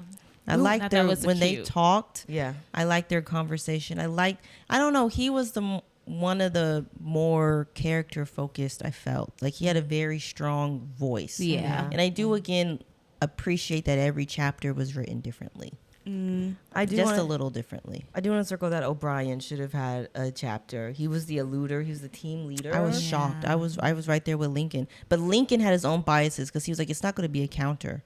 It's going to be what he like the An people impressionist. an impressionist.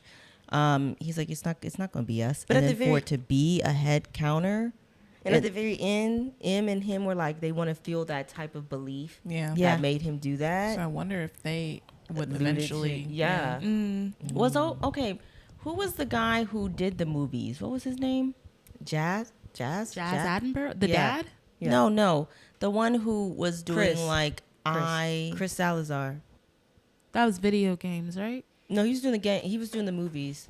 He was The one who basically a took the suitcase, that was Chris Salazar. Salazar. Oh, yeah, that's Chris, Salazar. yeah. That's why my perception of him Too many flipped. characters, man. I don't have any. I don't know. I didn't even read like Chris from. That's what I'm saying. When we from got D&D. when we got his chapter, because before he seemed so calm, stable, wise, come play D&D, and then we get his chapter. This very weird chapter of him being jerked around, and then he has the suitcase, and this was the moment. Leave He that put possible himself bomb on the side of the road. Like, Exactly. what is this? Why don't you get rid of? I really had an opinion on Chris.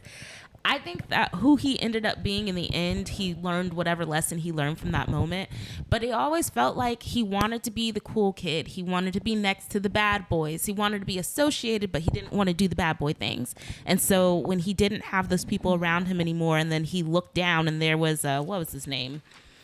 Comstock, whatever, and then he's like, oh, that's going to be the new guy that I want to get next to. I want to feel like I'm in with him. Even going down to the smoking section, kid, when you don't smoke, leaving your job to go with this man that you just met to go meet his mysterious girlfriend at the airport. They stick you with the suitcase and you don't see them until Lord knows when, because they don't ever come back. And then you're left in an alley across the street thinking at one point that you are the, again, main player, just like Alfred, because when he got into the taxi, he was acting like, you do what I say because I'm in the car. And the taxi driver is like, you get the fuck out of my car then.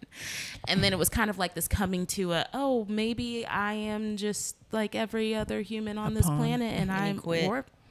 I love that he was like, I'm not walking back in there. Like, he's in the alley, and he sees it, and it almost felt fake to him. Again, hitting us over the head with the authenticity thing. Yeah. And then he was never going to walk back in there. And then he realized the surrounding. Yeah, that he was in the... With all the other, but they were all minding their own business. Well, they were all high. Yeah, They'd but all you know, just. but that's the thing. That's all they chilling. care about, though. Yeah. Again, I don't want to be robbed, so they can get their high. All I could think about in his whole story was leave the freaking suitcase. Yes. If the guards want to be hee ha ha so funny, let me leave it here then. But that came back to my point of like, he wouldn't leave the suitcase because what if Comstock does come back and then he loses that guy he's able to have some type of proximity to. Yeah. I just to piggyback on that, because I took it as he was putting himself as the side character. Comstock was the protagonist. I want to say, did he say that? But that's why he was like, well, I have to have the suitcase because I'm A.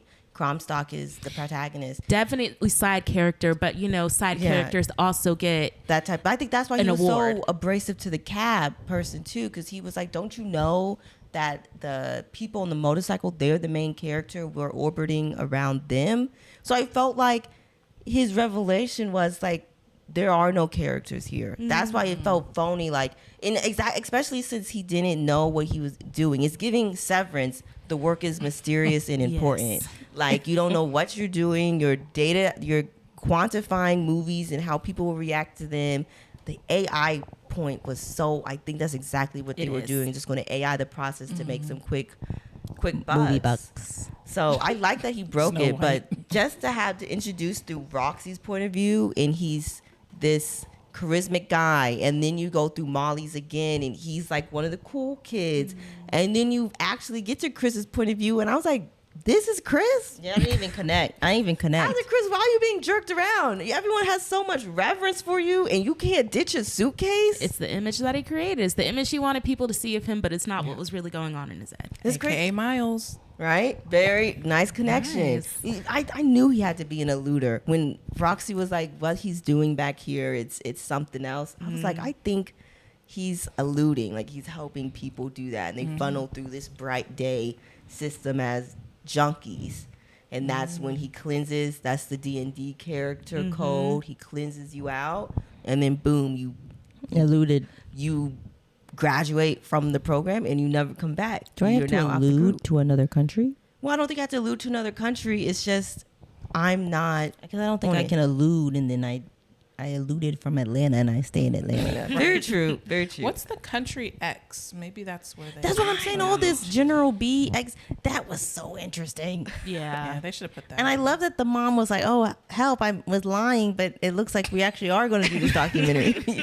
And they did. They reference it later on that Lulu loved the jungle, because they flew over there They have a holiday after Kitty. Yeah, that they did it. She like Kitty was a citizen agent before citizen agents were a thing.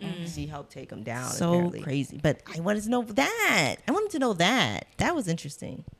But anything So I did want to talk about real quick just the art of Own Your Unconsciousness as a whole. Okay. Because I do think it's interesting that the only way you can access the collection, the collective, is if you give. is if you give, which to me is another perverse act in itself. But I get it that you can't be a voyeur in that. you can't be a voyeur in that sense, but I'm like, that makes the whole technology interesting to me because that is one part I would never interact with ever.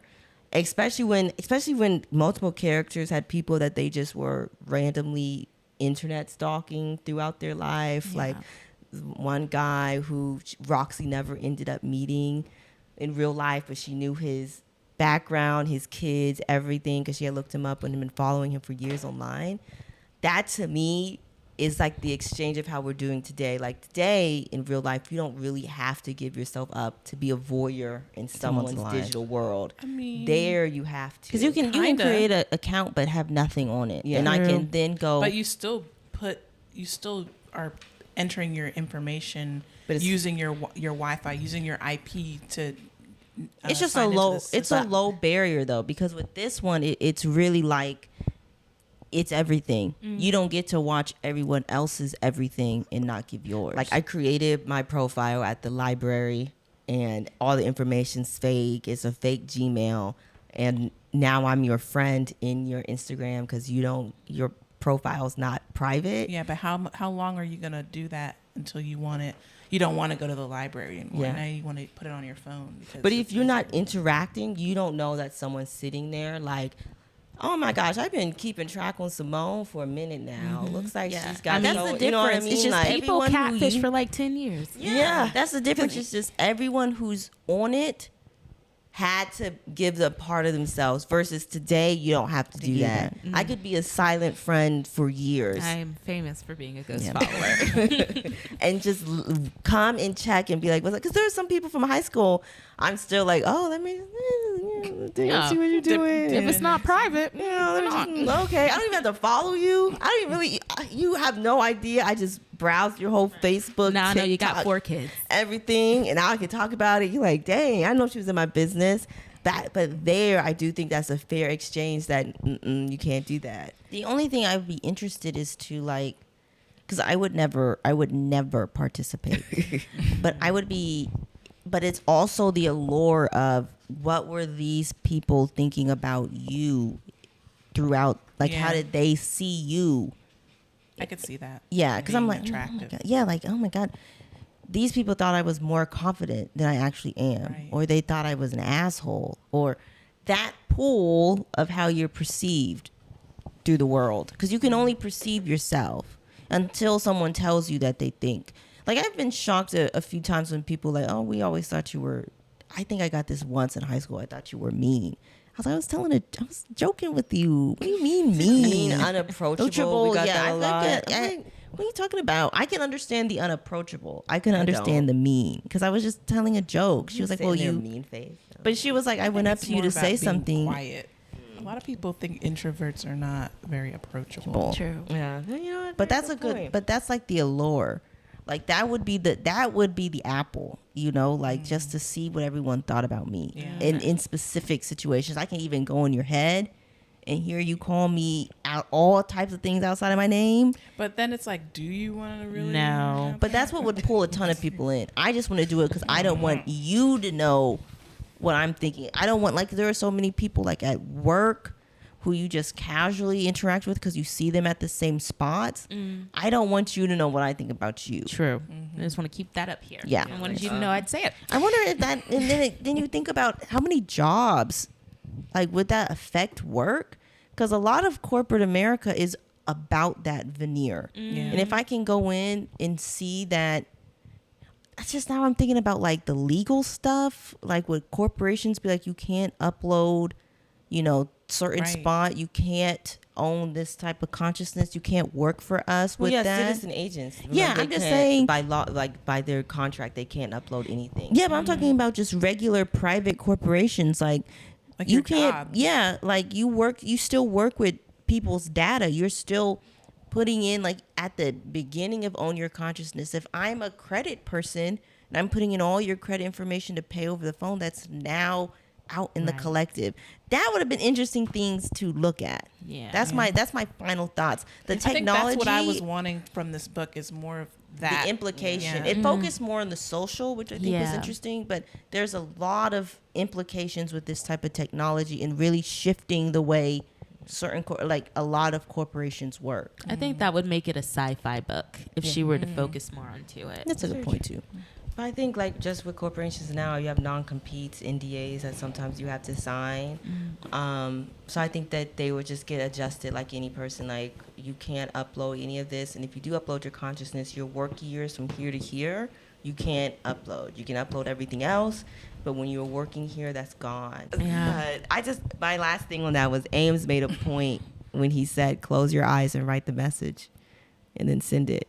Because remember, she thought she was being watched. And I thought that was a really interesting way. So I feel like if I'm ever going to do something on my own and I didn't want people to see it, I would close my eyes. Yeah. I was like, I mean, I cover my camera. I'm like, How does she do that though? Like, You gotta put yourself in home row keys. She was on the on a computer in home row. on Lulu. You know when you type your home row keys? what? You know when you type? home row keys. Those are home row keys. You know, like when you start, you have your both thumbs on the space bar and it goes, put your hands out like you're about to type on a computer.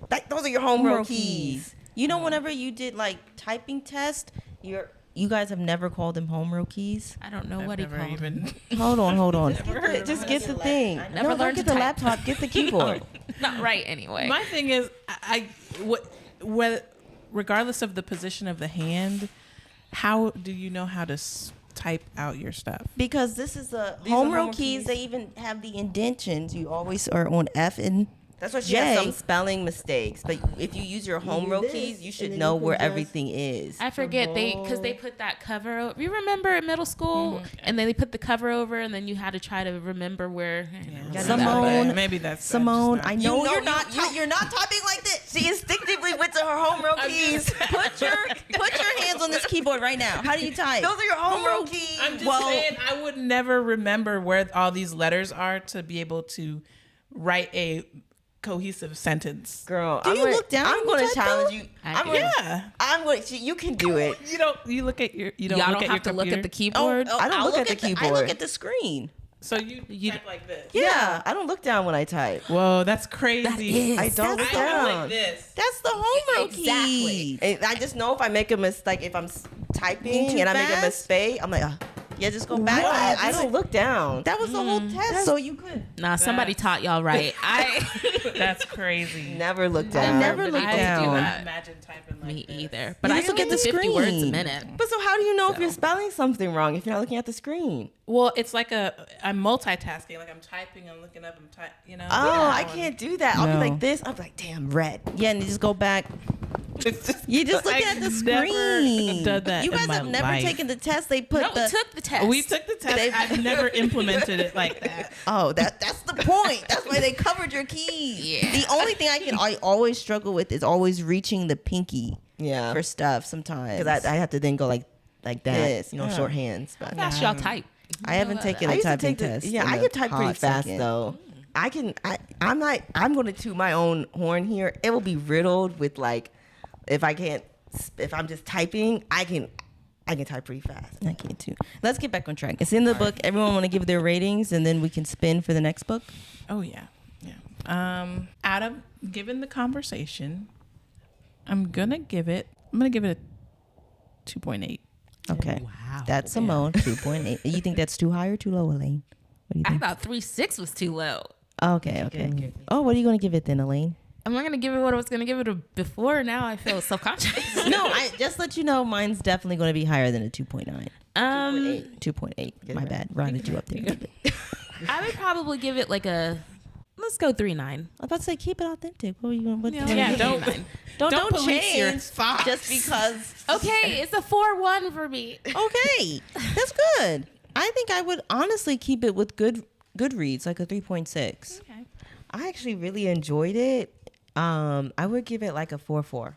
Wow. She really liked it. Yeah. The only thing I didn't like is that I didn't get O'Brien's perspective and Rob's. If I had that, I think it would, because I love the writing Rounded it out. style. Me too. Yeah, It was beautifully written. It was. And when she was like, the pilot light of terror went ablaze, I was like, that's a great fucking line. Bar.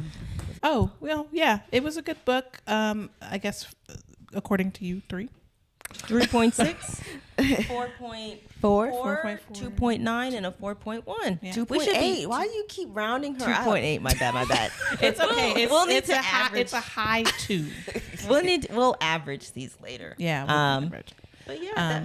Go ahead. Sorry, I didn't mean to talk on you. Oh, it's okay. Thanks for joining us on 4 Readers. All right. Yep. And we'll see you in the next one. See ya.